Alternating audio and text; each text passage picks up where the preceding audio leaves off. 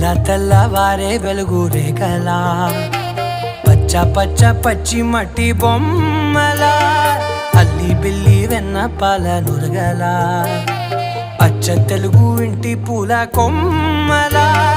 దేవదేవుడే పంపగా ఇలా దేవతే మా ఇంట అడుగే పెట్టెనంట బ్రహ్మ కళ్ళలో కాంతులే మా అమ్మలా మా కోసం మళ్ళీ లాలి పాడేనంట.